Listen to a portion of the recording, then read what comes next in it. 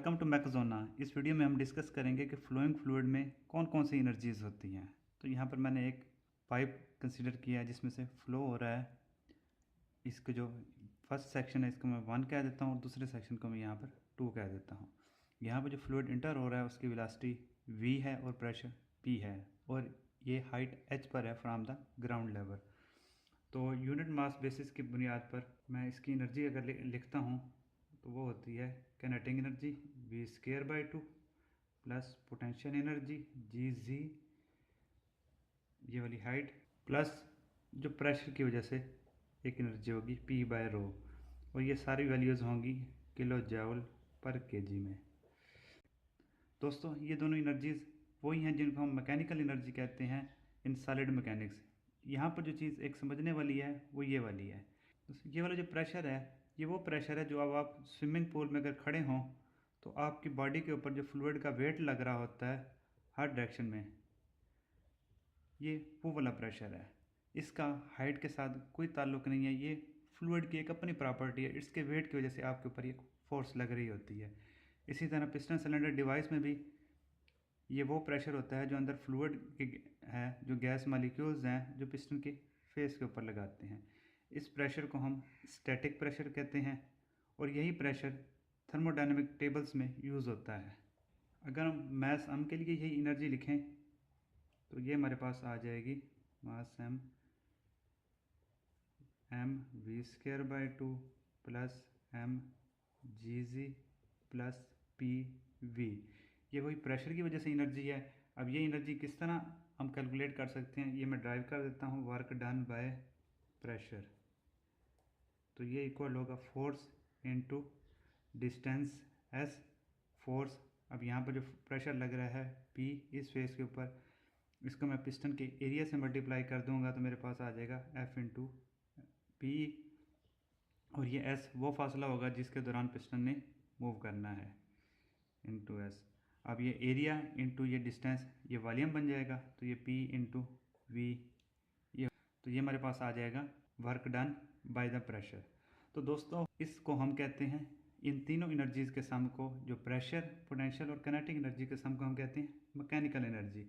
और ये बड़ा फ्रूटफुल कंसेप्ट होता है जहाँ पर कोई कन्वर्जन ना हो nuclear, chemical and thermal energy की, कोई हीट ट्रांसफ़र ना हो और टेम्परेचर ऑलमोस्ट कांस्टेंट हो। दोस्तों ये कंडीशन जहाँ पे मीट कर रही हो, यानी न्यूक्लियर एनर्जी किसी और एनर्जी यानी थर्मल एनर्जी में कन्वर्ट ना हो रही हो, केमिकल एनर्जी इलेक्ट्रिकल में या किसी और एनर्जी में कन्वर्ट ना हो रही हो, थर्मल एनर्जी की कन्वर्जन ना हो, कोई हीट ट्रांसफ़र ना हो रहा हो और टेम्परेचर ऑलमोस्ट कांस्टेंट हो, तो mechanical energy is a very useful concept for dealing those problems. मिसाल के तौर पर मैं एक सिचुएशन कंसिडर करता हूँ। यहाँ पे मेरे पास एक वाटर रिजर्वायर है जो हाइट h पर है और नीचे मैंने एक टरबाइन लगाई हुई है। अब वाटर जब यहाँ से मूव करता है यहाँ तक आते हुए तो यहाँ भी एटमॉस्फेरिक प्रेशर था, तो जब ये टरबाइन के एग्जिट पर आएगा तो एटमॉस्फेरिक प्रेशर ही होगा। यहाँ पे जो इसकी वेलोसिटी थी जिसको मैं मिसाल के तौर पर अगर v1 कहता हूँ तो ये ऑलमोस्ट बराबर होगी। तो just considering the potential energy change मैं इस सिस्टम को हैंडल कर सकता हूँ। यानी यहाँ पर कोई न्यूक्लियर, केमिकल और थर्मल एनर्जी का कन्वर्जन भी नहीं है, कोई हीट ट्रांसफ़र भी नहीं हो रहा और टेम्परेचर भी कांस्टेंट है। तो इस तरह की सिचुएशंस में हमारे पास ये जो मैकेनिकल एनर्जी का कंसेप्ट है ये बहुत फ्रूटफुल होता है। दोस्तों इसी से रिलेटेड हमने एक प्रॉब्लम सॉल्व की है आने वाली वीडियो में, काइंडली आप वो लाजमी देखें। उसका लिंक नीचे डिस्क्रिप्शन में है और फ्लैग ऊपर शो हो रहा है, आप काइंडली वो देख सकते हैं।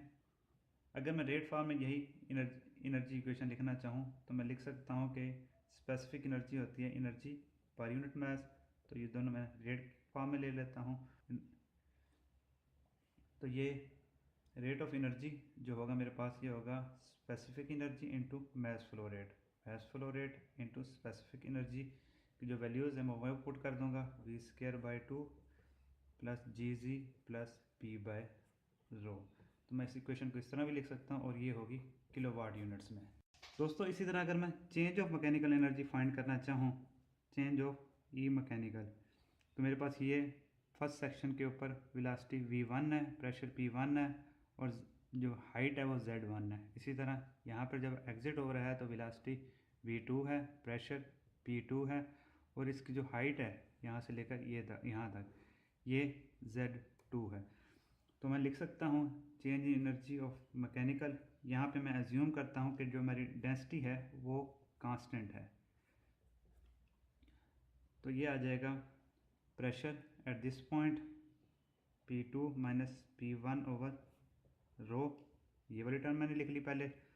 उसके बाद काइनेटिक एनर्जी वाली, velocity at exit minus velocity at inlet over 2 plus g into height at exit minus height at inlet. अब दोस्तों अगर मैं इसको भी रेट फॉर्म में लिखूं एनर्जी, जिस तरह मैंने ये वाली इक्वेशन लिखी, तो मैं लिख सकता हूँ change in energy mechanical is equal to m dot into P2 minus P1 over rho plus V2 square minus V1 square over 2 plus g Z2 minus Z1। दोस्तों ये वाला होगा हमारा किलोवाट यूनिट्स में और ये वाला होगा किलो जूल पर केजी में।